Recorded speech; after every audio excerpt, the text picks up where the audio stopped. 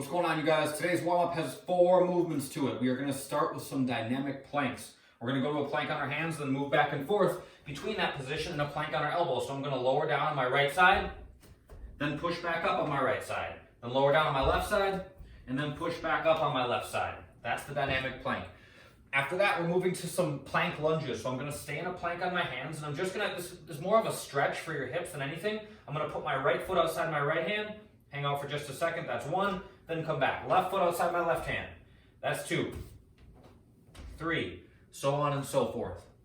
After we get done with those, we're going to do squats with our arms locked out overhead. So I'm just going to lock my elbows out, put my arms alongside my ears, slowly squat down, and then stand back up. Pretty straightforward on those. Then we're going to do high knees. So like running in place, we're going to try to lift our knees to above the crease of our hips. So top of your knee goes above your hip at the height of the movement, as much as is possible. Maybe your first couple rounds don't go quite as far, but eventually we're working to get knees all the way up to the level of our hips. We'll talk about the equipment version of this thing first. We're going to do 4 different things.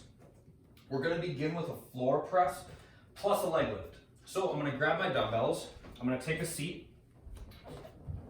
The setup for these can be kind of goofy. I usually put the dumbbells on my thighs, then lay back down. The floor press starts right here. So I got about 45 degrees between my arm and my ribs. I'm going to press the dumbbells up to overhead, then do a leg lift. Touch my heels, come back down, press, and leg lift. Okay? After those, I stand up. I'm going to do suitcase deadlifts. All right? So basically just a deadlift with the dumbbells. Dumbbells are going to start at my sides. I'm going to keep my back flat, shoulders back, belly tight. I bend my knees. I lower down by pushing my hips back, feeling for tension in my hamstrings till I'm at about mid-shin, and then I stand back up. Pretty straightforward on those. When we get done with that, we're going to do V-ups.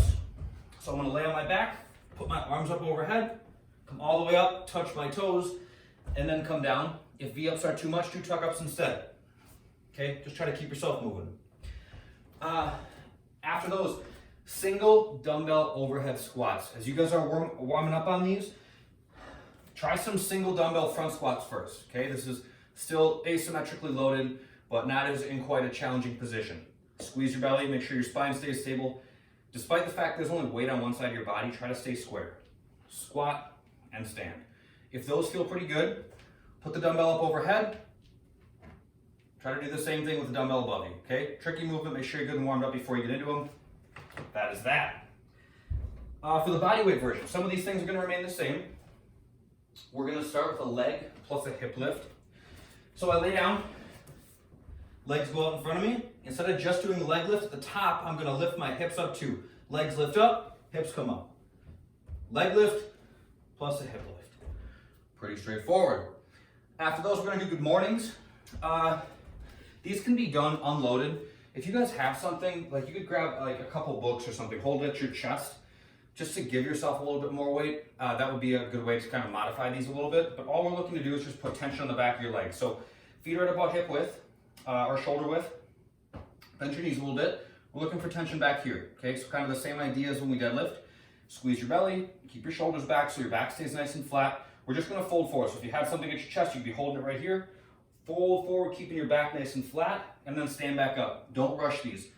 Feel for tension in the back of your legs. These can be productive even if you don't have any weight, but if you just hammer through them and try to get through them quickly, it's easy to get kind of sloppy. So again, I'm braced through my upper body. Everything's nice and active here. My knees are bent.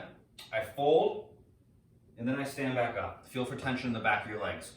V-ups are after that. We already talked about those, and then paused squats are last. I'm going to squat down and I'm going to hold for just a second in the bottom and then stand back up. Note that I'm not relaxing when I get down to the bottom. I get down to a full depth squat, meaning that my hips, the crease of my hips, sits below the top of my knee, but I'm not just fully relaxing for that pause, okay? It's an active pause for 1 second in the bottom. That covers that for the workout. The fun for today is going to be a 4-minute partner push-up ladder.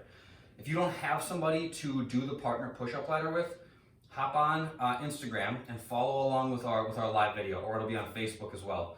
But follow along. I'll be the one leading that workout. I'll be doing this partnerless, or also have somebody else that will hop on the live video with me, and you can just go at the alternate times when I go. So the way that this functions is that I do 1 push-up, then you do 1 push-up. I do 2, you do 2, I do 3, you do 3, and then we start back over. 1, 1, 2, 2, 3, 3, 1, 1, 2, 2, 3, 3. We just keep cycling through like that, okay?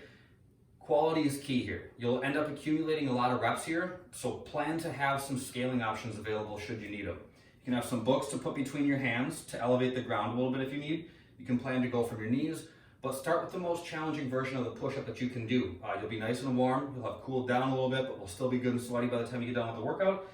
So plan to make these as challenging as you can. We're looking for full range, meaning your chest goes all the way to the ground, and you're trying to lock your elbows out all the way at the top, okay? Check out the Instagram live video if you don't have somebody to do these with.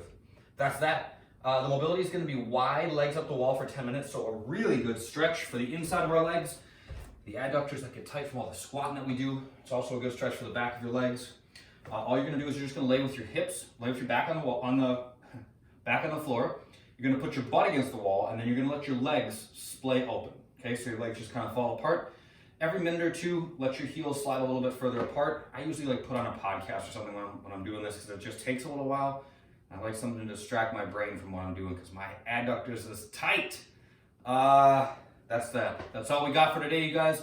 I will see you on the next one. Bye now.